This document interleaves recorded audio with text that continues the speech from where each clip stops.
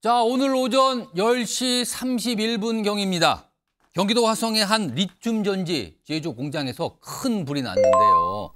자, 지금 속보부터 좀 하나 전해드리겠습니다. 자, 화성 공장 화재 수색을 시작했다는 내용입니다. 지금요, 일단 진화는 어느 정도 초동 진화는 됐고요. 그리고 현재까지 확인된 건 9명 사망인데요. 지금 일각의 보도에 따르면은 사망자가 더 늘어날 수 있다. 지금 그런 얘기가 나오고 있고요. 실종자 역시 지금 뭐 20명 이상 된다. 이런 얘기 계속 나오고 있거든요. 지금 속보 또 나왔습니다. 23명이 실종이고요. 2층에서 시신 8구 수습이 됐다는 내용입니다. 오전까지만 해도 1명 사망. 일단 이런 소식이 들려왔는데 지금 2층에서 시신 8구 수습이 돼서 지금까지 공식적으로는 9명이거든요. 그러나 지금요, 많은 분들이 걱정하고 계십니다. 사망자가 굉장히 많이 늘어날 수도 있다는 얘기가 지금 나오고 있습니다. 자, 그럼요. 이와 관련해서 현장 연결 지금부터 좀 해보겠는데요. 화재 현장에 나가 있는 강서영 기자 연결해 보겠습니다. 자, 강서영 기자, 지금 상황이 어떻게 되고 있는지 자세히 좀 전해주시죠. 네, 제 뒤로 보이고 있는 이곳이 불이 난 리튬 전지 공장입니다. 오후 3시 10분쯤부터 큰 불이 잡히면서 본격적으로 구조대원들이 투입돼 실종자 수색을 벌이고 있습니다. 화재 이후 공장 직원 등 23명이 연락이 닿지 않고 있는데 수색 2시간이 지난 현재까지 시신 8구가 수습된 것으로 알려졌습니다. 전부 불이 시작된 공장 2층에서 흩어진 채 발견됐는데 비상계단으로 탈출하지 못해 숨진 것으로 추정됩니다.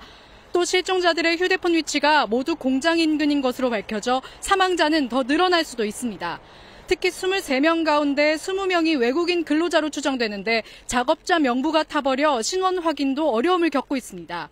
화재가 난 오늘 오전 10시 30분쯤에는 당시 폭발 소리와 짙은 연기가 사방으로 퍼져나가면서 직원들은 황급히 대피했는데요.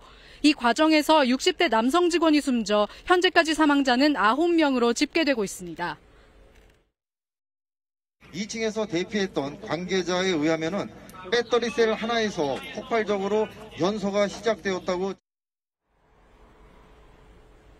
불이 난 공장에는 최소 3만 5천 개의 리튬 배터리가 보관돼 있었는데요. 이 배터리들이 잇따라 터지면서 화재 진압은 물론 구조대원들의 현장 진입도 어려움을 겪은 것으로 알려졌습니다. 지금까지 화성 리튬 전지 공장 화재 현장에서 MBN 뉴스 강서영입니다.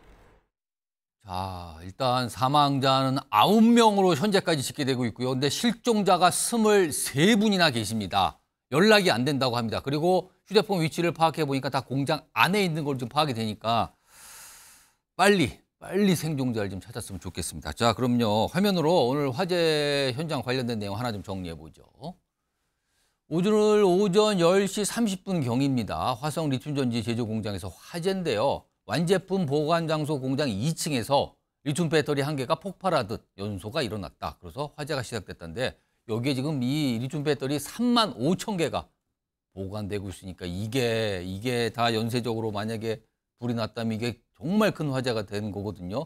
그리고 리튬 전지는 잘 아시다시피 이게 쉽게 말씀드리면은요, 전기 자동차 등등에 쓰이는 이런 겁니다. 이게 진화하기가 어렵다는 건 많이 알려져 있거든요. 이게 지금 불이 난 상황이라고 알려지고 있습니다. 자, 그럼요. 지금 이 사안 관련해서요, 지금 전문가 좀 전화로 연결해서 좀 자세한 내용 알아볼 텐데요. 공화성 우석대 소방방재학과 교수 전화로 연결돼 있습니다. 공화성 교수님 나와 계시죠? 네, 공화성입니다. 예, 우선 급하게 좀 연결드렸는데요. 오늘 우선 화재가 발생한 게 오전 10시 30분. 그런데 초반부터 뭐 소방당국이 투입이 돼서 진화 작업했다는데 오후에서야 불이 잡혔거든요. 이렇게까지 화재 진압이 어려운 이유는 어디 있다고 봐야 됩니까? 배터리 화재, 불산 리튬 배터리 화재인 것이죠. 리튬 배터리 화재 같은 경우는 쉽게 이제 폭발이 일어날 수가 있고요. 그 다음에 한 번 폭발이 일어나는 것이 아니고 연쇄적으로 이렇게 폭발이 계속 일어납니다. 그런 특징. 또 한 가지는 불산이라든지 벤젠, 톨루엔 이런 아주 독성이 강한 가스를 배출합니다. 그렇기 때문에 쉽게 진입도 쉽지 않고 일반적으로는 또 물로 진압하기가 이게 또 어렵습니다. 예. 예, 그렇기 때문에 내부 진입이 쉽지 않아서 진화가 늦어진 것으로 판단됩니다. 자, 그렇다면은 이럴 때는 화재 진화를 할 때는 어떤 방식을 가장 우선적으로 해야 되는 겁니까? 일반적으로는 금속 화재이기 때문에 마른 모래라든가 팽창 질석 이런 것들을 이용해야 되는데 소방 당국에 의하면 이번에는 리튬이 아주 소량이라서 예. 물로 진화를 했다 이런 얘기가 또 있었습니다. 그렇다면은 물로 진화하는 것 때문에 시간이 더 걸릴 수도 있었다 이런 가능성이 있다고 봐야 되는 겁니까?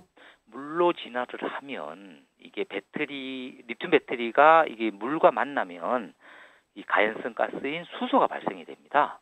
그래서 거기에 어떤 그 불꽃이 계속 존재하고 있다고 하면 예. 오히려 화재가 확대될 수도 있는 그런 문제점은 있습니다. 아, 그렇군요. 지금 또 속보가 나오고 있는데요. 소방당국이 좀 설명을 내놨군요. 화성 공장에서 사망자가 16명 발생했다. 지금 그 사이 늘어났는데 9명에서 지금 16명까지 나왔다는 이 소방당국의 설명이 있었는데, 공화성 교수님, 네. 일단 많은 분들이 공장 안에 있다가 거기에 계시다가 지금 변을 당한 걸로 보이는데 이렇게 리튬 전지 화재 같은 경우는 뭐 진화도 어렵지만 이럴 경우에는 어떻게 그 안에 계신 분들은 어떻게 대피할 수 있는 겁니까? 일단 아까 말씀드렸던 불산이라든지 일단 불산은 한 모금만 마셔도 심장마비를 일으킬 수가 있습니다.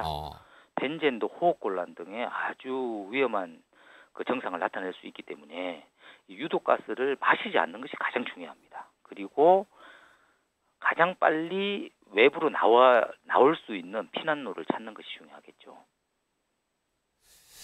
자, 그러면요. 지금 많은 분들이 생각하시는 게 리튬 전지 하니까 전기 자동차를 떠올리시는 분들이 오늘 많더군요. 지금 전기 자동차도 사실 화재가 발생하면은 물이나 소화기로 진화가 안 돼서 뭐 물탱크에 빠치거나 뭐 여러 가지 애를 써도 진화가 잘 안 된다는 얘기가 나오는데 사실 이번 상황도 좀 비슷했다는 얘기가 나오는데 이런 거는 대책이 좀 있어야 되는 거 아닙니까? 전문가로서는 어떤 조언이 좀 가능할까요?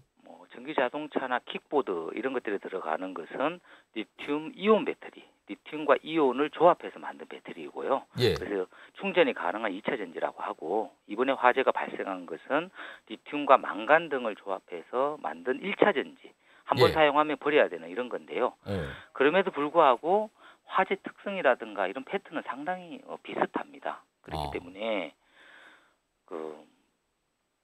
현재로서는 예. 마땅한 소화 약제가 없습니다. 사실은. 그래서 전기차 같은 경우에는 그 열 폭주 때문에 냉각소화, 다량의 물을 뿌려서 냉각소화를 하는 것이 바람직한데 예. 이번 화재 같은 리튬 1차 전지는 조금은 다릅니다.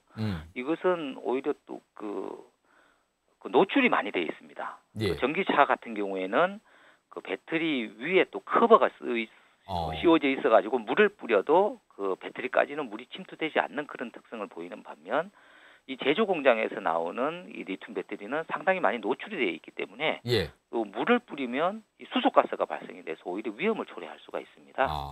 그래서 이런 곳에는 평상시에 뭐 마른 모래라든가 팽창 질석 이런 소화약제를 가까이 두는 것이 중요하고요.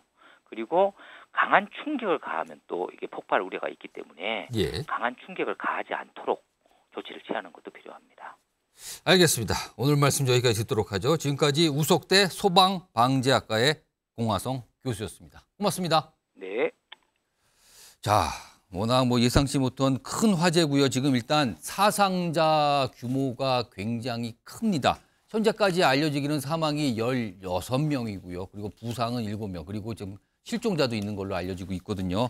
자, 이 내용이요. 뉴스와이도 방송 후반부에 다시 한번 전문가 모시고 좀 자세히 짚어볼 예정입니다.